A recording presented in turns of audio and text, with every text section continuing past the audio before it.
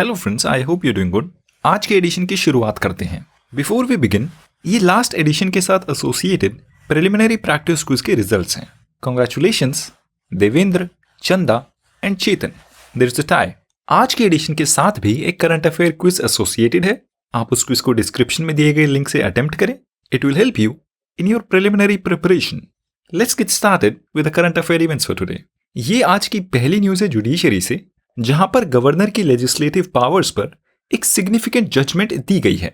Supreme court के एक bench ने पंजाब गवर्नमेंट के द्वारा की गई पिटीशन को सुनते हुए बोला है कि गवर्नर अपने पास असेंट के लिए आए बिल्स को वीटो नहीं कर सकते। मतलब सुप्रीम कोर्ट ने आर्टिकल 200 की इंटरप्रिटेशन की है और बोला है अगर गवर्नर अपने पास असेंट के लिए आए बिल्स पर अपनी असेंट को विदहोल्ड करते हैं तो उनके लिए मैंडेटरी है कि वो जल्द से जल्द उन बिल को दोबारा से स्टेट लेजिस्लेचर के पास वापस भेजें अपने मैसेज के साथ। और उसके बाद अगर स्टेट लेजिस्लेचर फिर से उन बिल्स को वापस गवर्नर को भेजती है, गवर्नर के रिकमेंडेशंस को कंसिडर करके या फिर उन रिकमेंडेशंस को कंसिडर किए बिना, तब गवर्नर के लिए अपनी असेंट देनी मैंडेटरी होगी। सुप्रीम कोर्ट का बेंच ऑब्जर्व करता है कि article 200 of the constitution governor को अपनी असेंट विदहोल्ड करने की पावर तो देता है, पर आर्टिकल 200 के फर्स्ट प्रोविजन के अकॉर्डिंग गवर्नर के लिए मैंडेटरी है कि वो स्टेट लेजिस्लेचर को बताए, और फिर स्टेट लेजिस्लेचर की पूरी मर्जी है कि वो गवर्नर के रिकमेंडेशंस को माने या ना माने। कोर्ट में ऑब्जर्व किया जाता है कि गवर्नर का बिल्स पर बैठ जाना और कोई एक्शन ना लेना कॉन्स्टिट्यूशनल डेमोक्रेसी की फंडामेंटल प्रिंसिपल्स के खिलाफ है। नाउ फ्रेंड्स, पे अटेंशन, ये एक मेजर सिग्निफिकेंट जजमेंट है। हालांकि इस पिटीशन को ओरिजिनली पंजाब गवर्नमेंट ने सुप्रीम कोर्ट में किया था, पर इसका इम्पैक्ट तमिलनाडु स्टेट की गवर्नेंस पर भी होगा, जहां पर उनकी असेंबली ने स्पेशल असेंबली सेशन में 10 बिल्स को फिर से पास किया है। इस इवेंट से रिलेटेड क्वेश्चन क्विज में भी है अटेम्प्टेड। उत्तराखंड के उत्तरकाशी डिस्ट्रिक्ट में टनल कोलैप्स का रेस्क्यू मिशन अभी डिले हो गया है। एक्सपर्ट्स के अकॉर्डिंग ऑलमोस्ट लास्ट स्टेज में चल रहे इस मिशन में स्पेशल ड्रिलिंग मशीन को एक आयरन के लेटेस्ट ग्रेडर पीस ने ऑब्स्ट्रक्ट कर दिया है, जिसके लिए फिर वर्कर्स को मैनुअली गैस कटर्स का यूज करना पड़ा। ये न्यूज रिलेटेड है आर्ट एंड कल्चर से।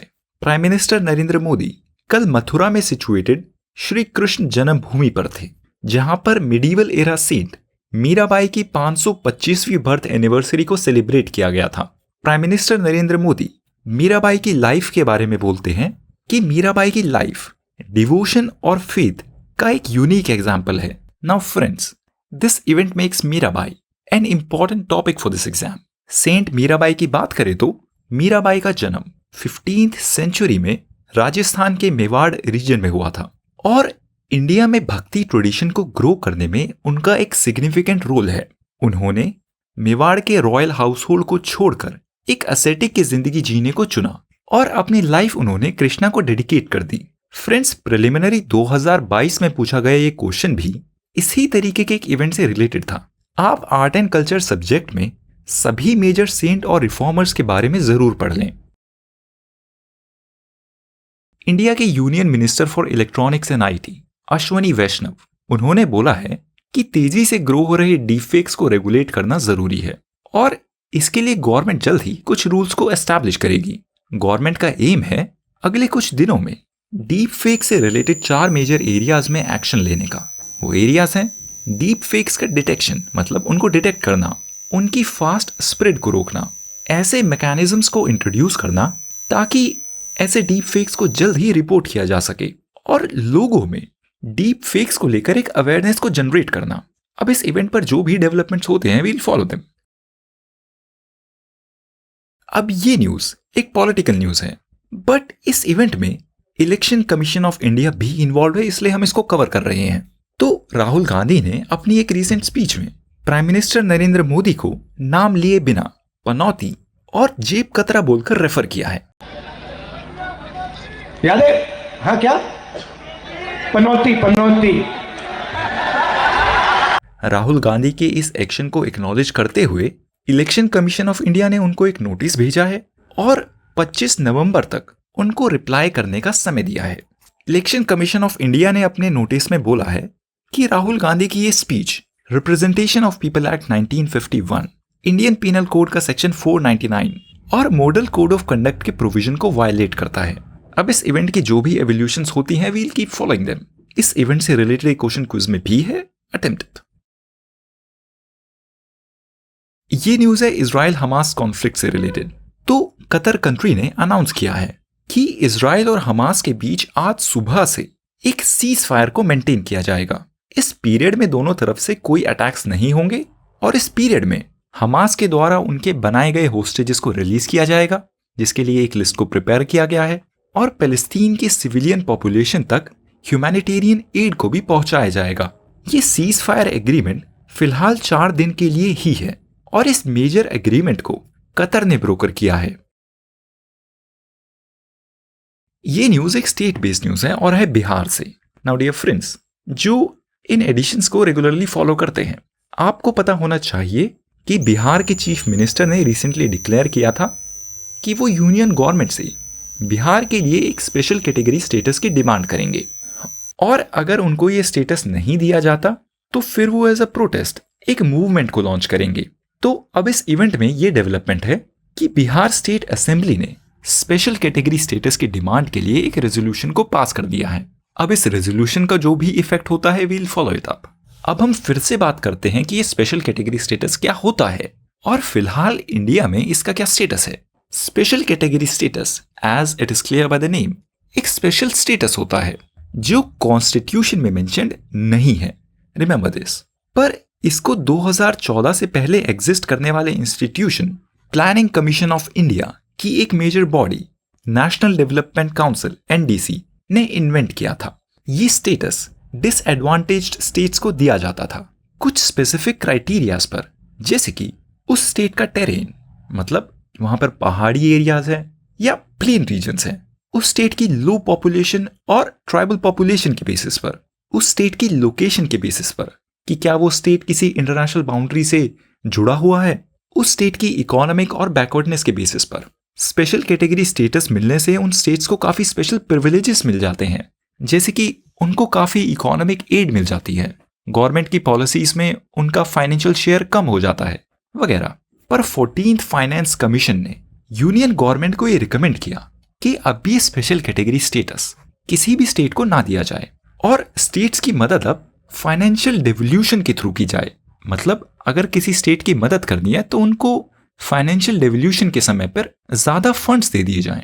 गवर्नमेंट ने 14th फाइनेंस कमीशन के इन रिकमेंडेशंस को एक्सेप्ट कर लिया, ये बोलकर कि यूनियन गवर्नमेंट की एक मेजर प्रायोरिटी है फिस्कल प्रूडेंस मेंटेन करने की, मतलब अपने खर्चे जैसे कि फिस्कल डेफिसिट्स को कंट्रोल में रखने की।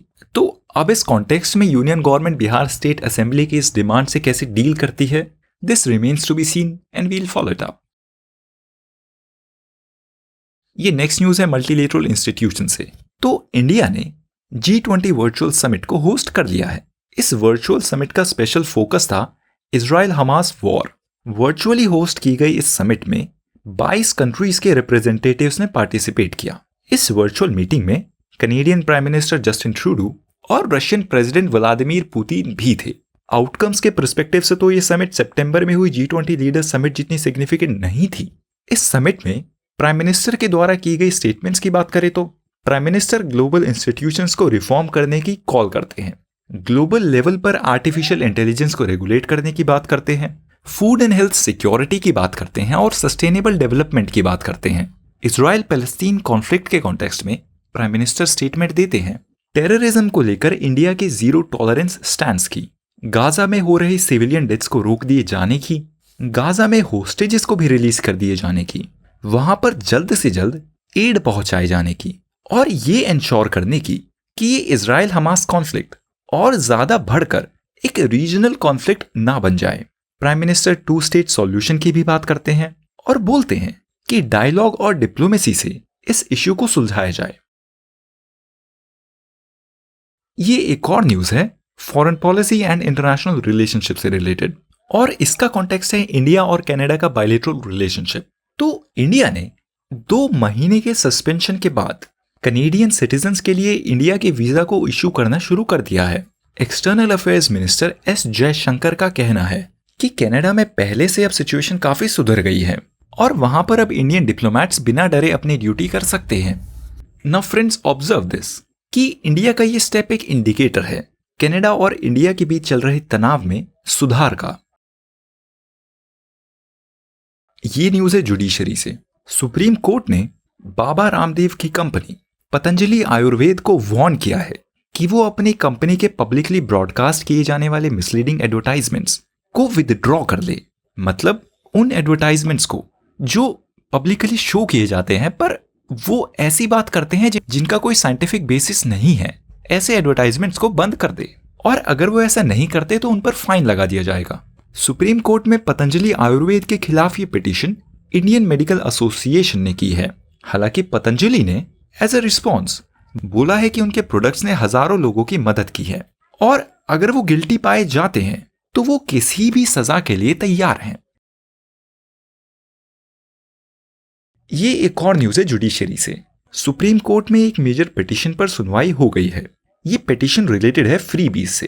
कोर्ट से पिटीशन की गई है कि कोर्ट पॉलिटिकल पार्टीज के द्वारा इलेक्शन के समय इरेशनल फ्रीबीज, मतलब बिना सोचे समझे कुछ भी फ्रीबीज दिए जाने की प्रैक्टिस को रिप्रेजेंटेशन ऑफ पीपल एक्ट 1951 के सेक्शन 123 के under as a corrupt practice declare कर दे। अब इन हियरिंग्स में भी जो भी डेवलपमेंट्स होती हैं वील फॉलो इट अप। ये आज की लास्ट न्यूज रिलेटेड है बैंकिंग इंडस्ट्री से। आरबीआई के गवर्नर शक्तिकांता दास ने बोला है कि बैंक्स और नॉन बैंकिंग फाइनेंशियल कंपनीज आज के समय में किसी को लोन दिया जाए या ना दिया जाए, इसका डिसीजन ऑटोमेटिक एल्गोरिथम्स के थ्रू लेती हैं। आरबीआई के गवर्नर बोलते हैं कि एल्गोरिथम्स पर बैंक्स और एनबीएफसीज को इतना डिपेंड नहीं होना चाहिए और पीरियोडिकली अपनी एल्गोरिथम मॉडल्स को बदलते रहना चाहिए इकोनॉमिक सिनेरियोज के साथ।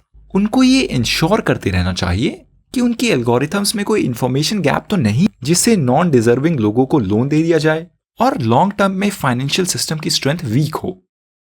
Now that's all for today friends. अगर आप वीडियो के इस पॉइंट तक पहुंचे हैं then I have a request, please right now like this video and don't forget to take the quiz. It will benefit you. Have a good day, take care, bye.